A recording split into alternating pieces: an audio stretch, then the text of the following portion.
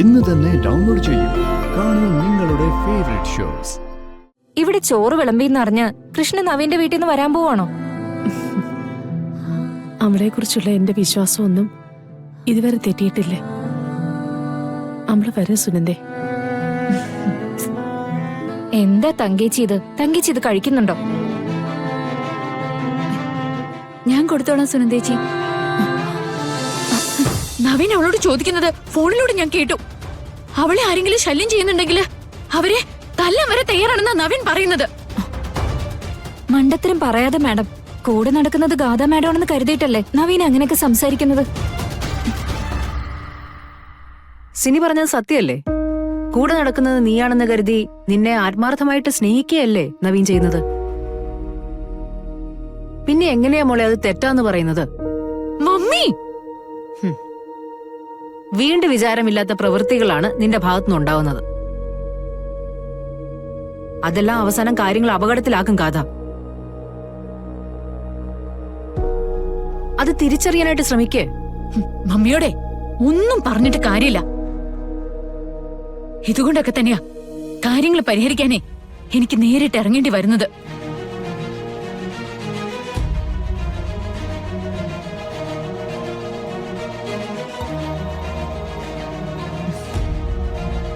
ആകെപ്പാടെ സ്വസ്ഥത നഷ്ടപ്പെടുകയാണല്ലോ സിനി.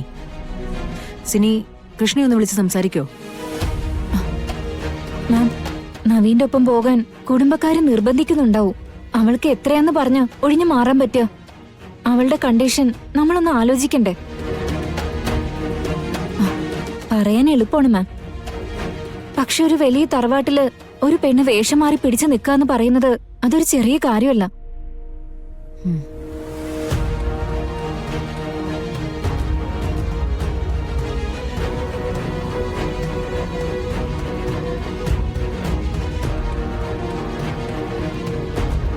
ഗാഥ,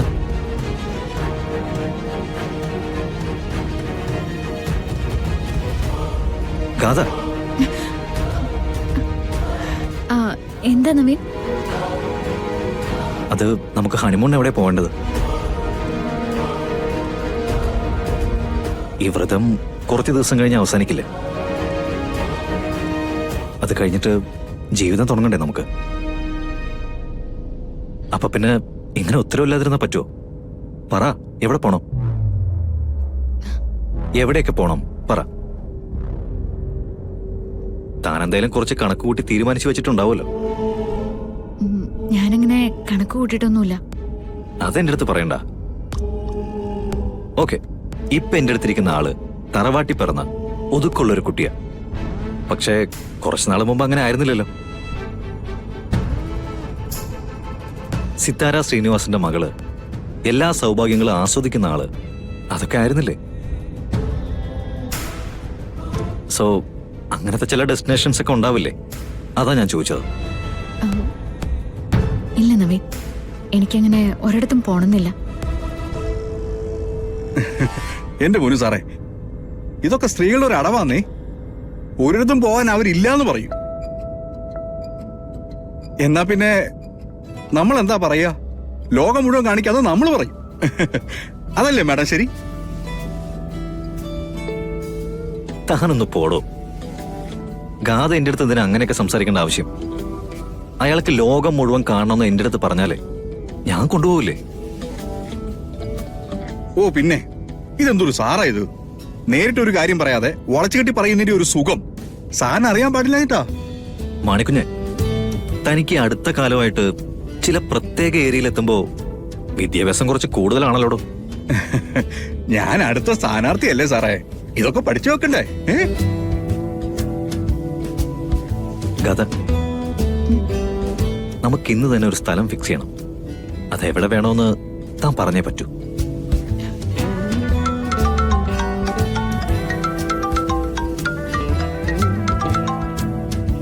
ഹലോ, ഞാൻ സിറ്റിയിലുണ്ടല്ലോ. അവരെന്തിനാ എന്ന് വരുന്നത്? മാണിക്കുഞ്ഞ് സാറേ, ആ റിയൽ ആൻഡ് പ്രോഗ്രസ് കമ്പനിന്ന് ആരെങ്കിലും ഇന്ന് വരാന്ന് പറഞ്ഞിരുന്നോ? സാറേ, അവരുടെ ഒരു പാർട്ണർ ഉണ്ടല്ലോ, അയാള് ഇന്ന് വരാൻ സാധ്യതയുണ്ടെന്ന് പറഞ്ഞായിരുന്നു. ഉറപ്പ് പറഞ്ഞില്ല. അയാൾ ഓഫീസിൽ വന്നിരിക്കുന്നു. അത്യാവശ്യമായിട്ട് അയാൾക്ക് എന്നെ കണ്ടേ തീരുമെന്ന്. എന്നാ പിന്നെ നമുക്ക് നേരെ ഓഫീസിലേക്ക് പോവാം സാറേ. ഗാഥ മടം വരട്ടെ. ഓക്കെ ഗാഥ, നമുക്ക് പോയിട്ട് വരാം. അയ്യോ, ഓഫീസിലേക്കൊന്നും ഞാനില്ല. അതെന്താ ഓഫീസിലേക്ക് വന്ന കുഴപ്പം? അവിടെ ചെന്നാ നവീന് തിരക്കുണ്ടാവും. നവീന്റെ കാര്യങ്ങളും നടക്കണം. ഞാൻ ആ സമയം കൊണ്ടേ മമ്മിയുടെ അടുത്തുനിന്ന് പോയിട്ട് വരാം. ദേ, എന്നെ ഇവിടെ ഒന്ന് ഇറക്കിയാൽ മതി. ഞാനൊരു വണ്ടി പിടിച്ച് പൊക്കോളാം. ഏയ്, അത് ശരിയാവില്ല. ഇന്ന് മുഴുവൻ തന്റെ കൂടെ കറങ്ങാനുള്ള അനുമതി എടുത്തിരിക്കുക ഞാൻ മുത്തശ്ശിയുടെ അടുത്തുനിന്ന്. അതങ്ങനെ മിസ് ചെയ്യാൻ പറ്റുമോ? മണിക്കുഞ്ഞ്, താൻ വിട്ട്. നവീൻ, ഞാൻ പറയാൻ തോന്നി കേക്കൂ. എനിക്ക് കുറെ നേരമായിട്ട് മമ്മിയെ ഒന്ന് കാണും തോന്നുക. അതുകൊണ്ടാ ഞാൻ ഇങ്ങനെ ടെൻഷനായിരിക്കുന്നത്. ഓക്കെ മണിക്കുഞ്ഞ്, നമ്മുടെ പാർട്ട്ണർ കുറച്ചു നേരം ഓഫീസിലിരിക്കട്ടെ. നമുക്ക് ഇയാളെ വീട്ടിൽ കൊണ്ടേ വിട്ടിട്ട് വരാം. അതെ നവീൻ, ഞാൻ പറയാൻ തോന്നി കേക്ക്. ഓഫീസിലെ കാര്യങ്ങളൊന്നും വൈകിക്കണ്ട. എനിക്കൊരു കുഴപ്പമില്ല. ഞാൻ പോയിക്കോളാം. മണിക്കുഞ്ഞെ, വണ്ടി ഒന്ന് നിർത്തി. ശരി.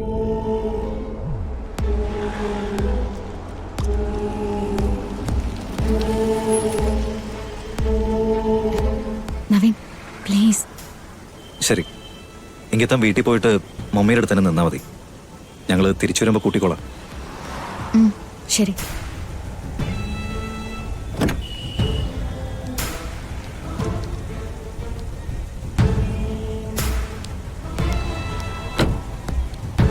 എടോ, താൻ ഓക്കെ അല്ലേ? ആ, എന്നാ ഞാൻ പോട്ടെ. ശരി. ശരി മണിക്കുഞ്ഞ്, നമുക്ക് പോവാം. എന്നാ പോവാം സാറേ.